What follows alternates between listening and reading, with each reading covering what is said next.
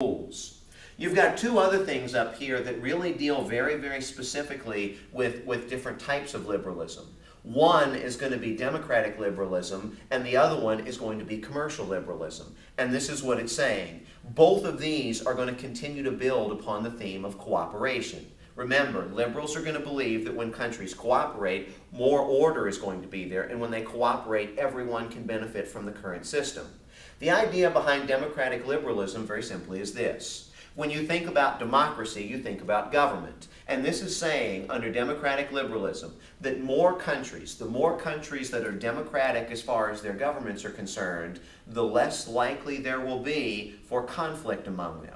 Now, this is not saying that democracies are peaceful, because they're not. You can look at the United States today. We are a democracy, but we are involved in a number of countries, and we've got troops and equipment all over the world. I'm not saying we're peaceful, but it is to say that we are peaceful with other democratic countries. So as more democracy were to sweep the world, the thought would be that there would be more peace under democratic liberalism.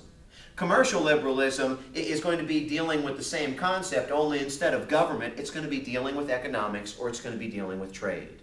Commercial liberalism basically says that the more that countries cooperate economically, the more that they trade, the more that maybe I make item A and you make item B, so I trade item A for item B. You maybe can make item B better than me, and I can make item A better than you. The idea is that under commercial liberalism, if I trade and focus my resources on the things that I do best, and you trade and focus your resources on the things that you do best, then both of us are ultimately going to become profitable. Now, having said this, what you're also going to find is, if we become more intertwined economically, we're going to be less likely to go to war. And we're going to be less likely to go to war because not only would we be suffering human losses, but we would be suffering economic or dollar losses as well. So the thought is that the more democratic ties that you can make under democratic liberalism, and the more economic ties that you can make under commercial liberalism, the idea is that you're creating a stronger branch of cooperation, you're creating a stronger branch of order, and you're creating a genuine harmony of interest where people are going to be able to benefit politically, but maybe more important,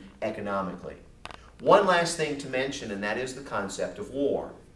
I don't know if any of you have ever read Ernest Hemingway, but Ernest Hemingway was somebody, when he wrote novels, and he was someone that was part of the military, he wrote novels about war in a very heroic sense. What you'll find in terms of liberalism, though, and the view of war over time, is that war has gone from being perceived as something that is very heroic and very necessary and something that the world must have, to almost becoming an out-of-date institution.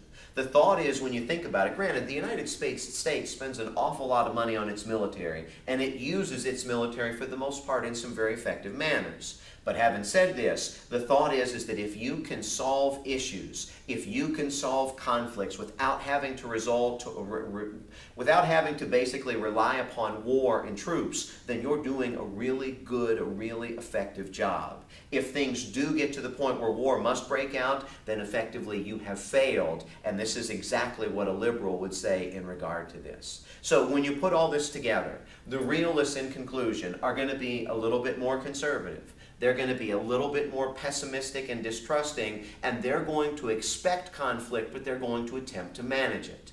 Liberals, on the other hand, are going to be much more optimistic, and they're going to be much more trusting in the human nature and the idea of the improvement of man. Now, both of these areas are somewhat flawed. And of course, liberals are going to take this a step further, and instead of basing their system upon conflict because it's always been there, they're going to focus again upon the potential of the harmony of interest, that everyone can benefit through cooperation and the resulting order. Both of these ideas are very, very flawed between realism and liberalism, but both of them have some very, very valid points. My challenge to you is going to be to determine which one better fits your mindset, which one better fits your ideals, and for that matter, which one will help you better as you continue through international relations. Because it's not just what happens or what happened that deals with world affairs or that affects world affairs, but it's whose eyes they are being viewed from. And a realist and a liberal are going to view things totally different, so that perspective will mean an awful lot. I will close there and maybe come back with a little bit more later.